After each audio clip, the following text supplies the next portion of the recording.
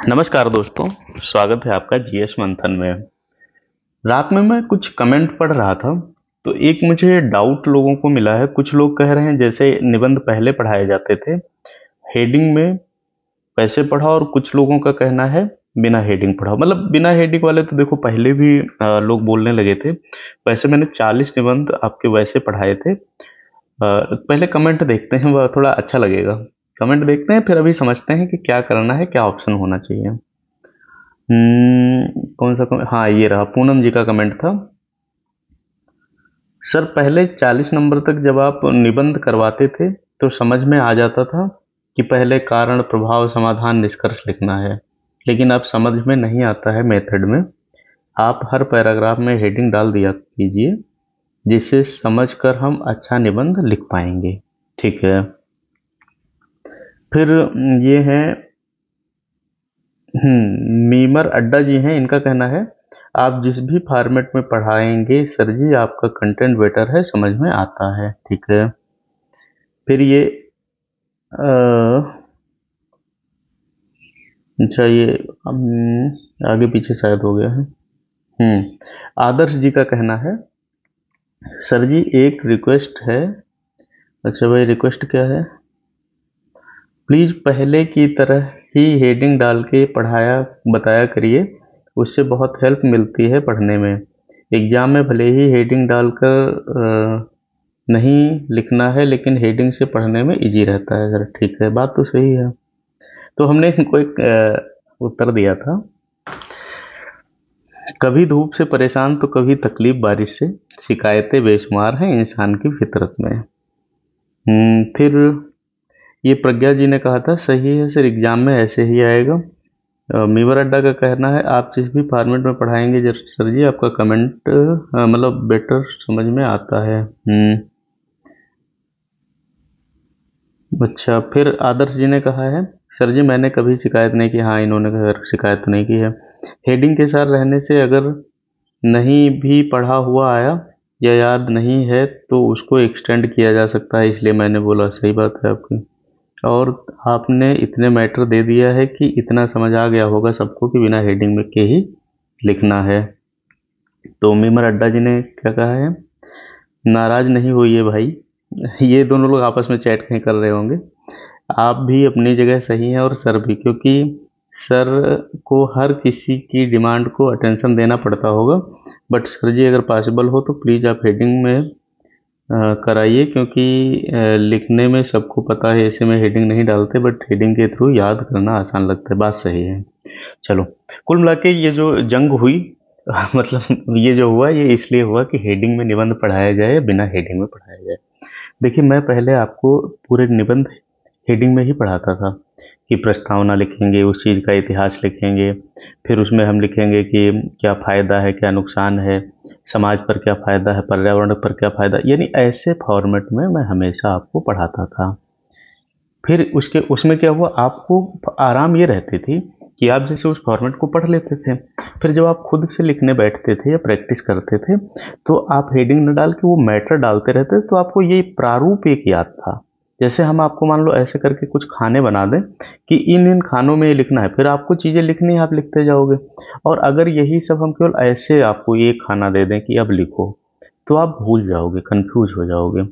तो ये हेडिंग और बिना हेडिंग का फ़ायदा और नुकसान है। पहले मैं हेडिंग में ही पढ़ाना शुरू किया, क्योंकि पढ़ाने का सही तरीका वही है। देखो, निबंध मैं तो लिख लूँगा, लेकिन मुझे कहीं लिखने थोड़े जाना है। लिखना तो आपको है। भाई, पहले हम आपको पेन पकड़ना तो सिखाएं। जब पेन पकड़ना सीखोगे तभी तो आप लिख पाओगे। तो वो एक पेन पकड़ाने का तरीका था, जिससे कि आपके दिमाग में आएगा, अच्छा सर ने बताया था प्रस्तावना लिख लेना 100 शब्द की, अब इसके बाद बताया था इसके बारे में इतिहास लिखना, फिर बताया था ये लिखना, फिर बताया था ये लिखना। आपको एक प्रारूप याद हो गया है। अब आप बिना हेडिंग डाले लिखोगे, क्योंकि निबंध जो परीक्षा में लिखा जाएगा वो बिना हेडिंग लिखा जाएगा। आदर्श जी ने सही कहा कि इतने निबंध देने के बाद तो सबको आइडिया हो गया होगा कि बिना हेडिंग ही लिखना है। उसमें अच्छा, उसमें मेरी थोड़ी मेहनत हो जाती है, क्योंकि मैं पहले आपके लिए निबंध का टॉपिक लूँ, टॉपिक के बाद उसमें कौन कौन सी सटीक हेडिंग बनती है वो बताऊं, और वो जो सटीक हेडिंग आपको मिलती हैं वो आपके बहुत काम आती हैं। जब भी आप प्रयास करोगे तो आपके बहुत काम आएंगे। अभी बिना हेडिंग वाला मैंने पढ़ाना क्यों शुरू किया ये भी मैं आपको बताता हूँ। मुझे कम से कम रोज 5, 7, 10 कमेंट तो आ ही जाते थे, सर बिना हेडिंग पढ़ाइए, बाकी कोचिंग वाले तो ऐसे पढ़ा रहे हैं, बाकी कोचिंग वाले वैसे पढ़ा रहे हैं, आप हेडिंग में क्यों पढ़ा रहे हैं। एक बंदे का मुझे कमेंट आया था, अगर ऐसे निबंध लिख दिया तो 12-13 नंबर भी नहीं मिलेंगे। रात में वो कमेंट ढूंढ रहा था, उसने शायद डिलीट कर दिया होगा कि 12-13 नंबर भी नहीं मिलेंगे ऐसे अगर लिख दिया। मैं रात में वो कमेंट बहुत देर तक ढूंढा कि शायद कहीं मिल जाए, मैं आपको वो भी दिखाऊं कि लोग कैसे कैसे कमेंट कर रहे थे। तो इस वजह से फिर हमें हेडिंग में पढ़ाना पड़ा। अच्छा एक बात बताओ, मैं वैसे हालांकि कुछ दिन बाद खुद भी हेडिंग में पढ़ाने लगता, लेकिन पहले आपको ये चीज़ महसूस कराना था कि उसकी ज़रूरत क्या थी। जिन्होंने जैसे कहा कि हेडिंग में 12-13 नंबर नहीं मिलेंगे, जिन भी भाई साहब ने ये बात बोला था, तो आप इस चीज़ को समझो। जैसे अगर हमने आपसे कहा कि का से ज्ञा तक लिखना है या ए से जेड तक ABCD होती है, मैंने आपको बताया ए से जेड तक ABCD होती है, तो आपको जब कहीं स्पेलिंग लिखनी होगी, मान लो आदर्श जी का नाम लिखना है, तो हम वही अक्षर तो यूज करेंगे ना जो आदर्श जी के नाम में आएंगे। अभी इसमें हम जेड थोड़े लगा देंगे, एम थोड़े लगा देंगे। यानी कहने का मतलब आप समझो, हम आपको सब पूरा पढ़ाएंगे, लेकिन आपको प्रयोग हम आपको बताते जाएंगे, लेकिन पहले हम ABCD तो पढ़ा पाए ना, जो आप आदर्श जी का नाम लिख पाओ, नाम का एक फ्रेम बना पाओ। अभी इसमें डी पहले लगा दो, एच बाद में लगाओ, ए बाद में लगाओ, तो क्या ये नाम सार्थक बनेगा? नहीं ना। इसीलिए आपको जो हमने तरीका सोचा था पढ़ाने का कि मैं एक एक निबंध आपको रटा दूंगा, और वो तभी संभव था जब हम आपको इधर हेडिंग हम डालते रहें। हेडिंग का मतलब ये नहीं था कि वो हेडिंग थी, वो ये था कि एक प्रारूप जो आप समझते जाओ कि अच्छा इसमें ये लिखना ये लिखना। जैसे आदर्श जी ने एक बात कहा था अभी कि मान लो भूल गए वहां पर, तो उसको एक्सटेंड कर सकते हैं। ये देखो, हेडिंग के साथ रहने से अगर नहीं भी पढ़ा हुआ हुआ तो उसको एक्सटेंड कर सकते हैं, बिल्कुल सही बात है। आप उसको धीरे से आगे बढ़ा सकते हो। आप सोचोगे कि अच्छा ठीक है, इसमें पर्यावरण पर तो हमने लिखा ही नहीं, उन्होंने लिखाया था, तो आप पर्यावरण पर 2-4 शब्द 10 शब्द लिख सकते हो। ये आपका फायदा था। अब बाकी कोचिंग की बात करते हैं। बाकी बड़ी बड़ी कोचिंगों में आप 12,000 13,000 रुपये देते हो निबंध का, ठीक है।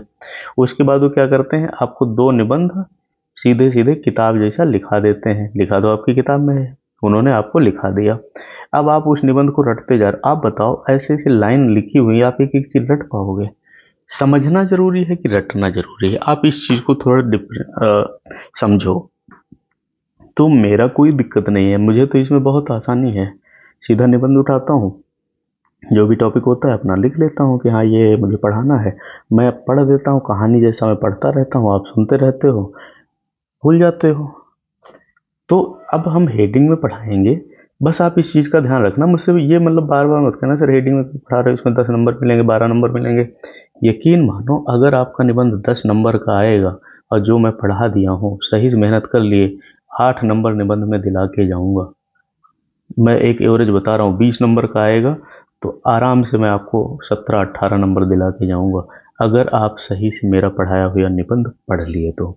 बस कुछ नहीं करना है आपको, जो मैं पढ़ाता हूँ उतना आप क्लास पूरी देख लेना। PDF के सहारे मत रहना। PDF में क्या है, PDF तो फिर वही किताब वाला हाल हो जाएगा। मान लो ये PDF है, तो PDF के आप एक बार पढ़ लिए, 2 बार पढ़ लिए, हो गया। जब पूरी क्लास आप देखते हैं तो आपको जो जो बीच की चीज़ें मैं बताता हूँ वो भी आप समझते जाते हो। अब आपको मैं PDF का और उसका एक फ़ायदा नुकसान बताता हूँ। मान लो आपको इलाहाबाद से दिल्ली जाना है, मान लेता हूँ आप इलाहाबाद से दिल्ली जा रहे हो। आपने किसी से पता पूछा कि भाई इलाहाबाद से दिल्ली जाने का मुझे पता बता दो।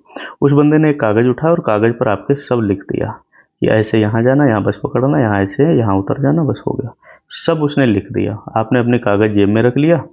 अब जेब में रख तो लिया, फिर जब दिल्ली पहुंच रहे हैं तो हम वो कागज़ निकाले और वहाँ लोगों से पूछते घूम रहे हैं, बताओ भैया ये किधर है, ये किधर है, ये किधर है, ठीक है। अब यदि उस व्यक्ति ने आपको पहले बता दिया होता रास्ता कि ऐसे जाना, इधर उतरना, यहाँ जाना, वहाँ जाना, ऐसे करना, ये करना, फिर वहाँ पहुँचना, ऐसे करना, ठीक है, और आप दिल्ली पहुँचे और आपको उसने तब ये कागज़ भी दे दिया, फिर आप जब कागज़ निकालोगे ना तो इसकी ये बताई हुई बातें आपके दिमाग में ज़्यादा देर बने रहेंगे और कागज़ से रिलेट करके अपने सही जगह पर पहुँच जाओगे। इसीलिए क्लास पूरी देखना ज़रूरी होता है।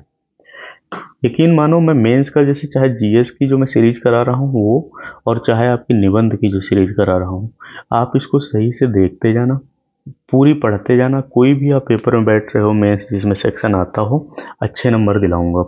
दूसरी एक बात और मैं आपको बताता हूँ, आपकी जो समझ में ना आए तो आप मुझे कमेंट में कर दिया करो, और उसके बाद आराम से हम उसमें आगे आपको वो टॉपिक भी पढ़ा देंगे, क्योंकि आप लोग कई बार टॉपिक अच्छे अच्छे याद दिला देते हो, मैं नहीं मेरे दिमाग में रहता है, तो मैं लेट भले बताऊं लेकिन मैं वो बताता ज़रूर हूँ। तो भैया हेडिंग और बिना हेडिंग की आपकी जो लड़ाई थी, ये समझ में आया कि ऐसा क्यों किया गया था? मैं आपको पढ़ाना चाहता था, मैं आपको सिखाना चाहता था, मैं आपको एक एक चीज़ बताना चाहता था, इसलिए मुझे हेडिंग डाल के पढ़ाना पड़ा।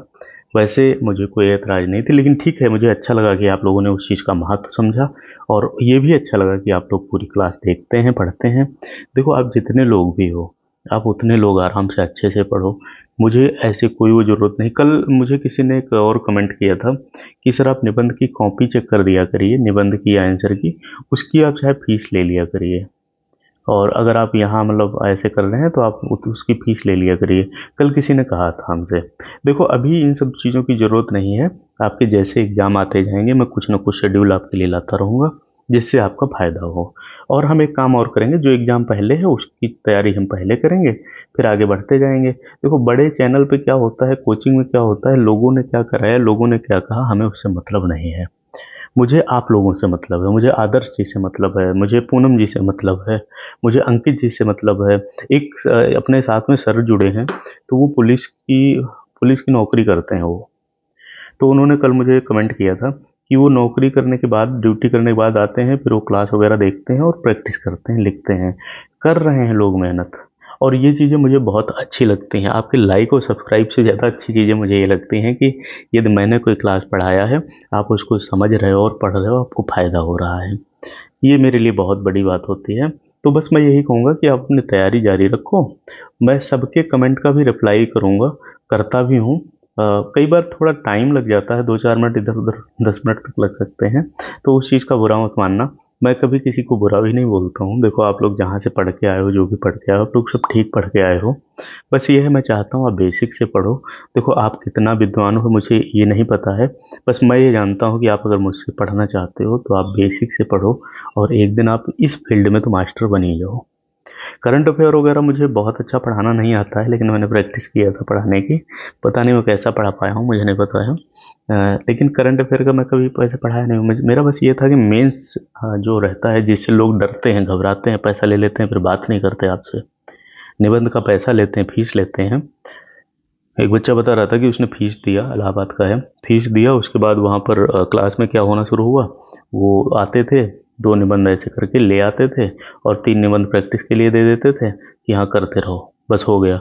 ऐसे नहीं होता ना, उँगली पकड़ के सिखाना पड़ता है, उँगली पकड़ के, भले ही आप कितने विद्वान हो। तो भैया, मेरा काम है, मैं आपको उँगली पकड़ पकड़ के सिखाऊंगा। बस आप कभी मेरी बात का बुरा मत मानना, मैं वैसे वैसी कभी बात बोलूँगा नहीं आपको। और दूसरी चीज़ है, कुछ भी हो तो आप खुल के बताना, जैसे आप लोगों ने ये बताया तो मुझे अच्छा लगा, इस टॉपिक पे मैंने बात किया। तो आज हम जो निबंध आपको कराएंगे वो सब हेडिंग में कराएंगे। जो पहली बार ये भी सेशन देख रहे हैं तो वो लोग सब्सक्राइब कर लेना, जिससे कि ये लाभ उनको भी मिलता रहे। मिलते हैं क्लास में, अपनी तैयारी जारी रखो। धन्यवाद।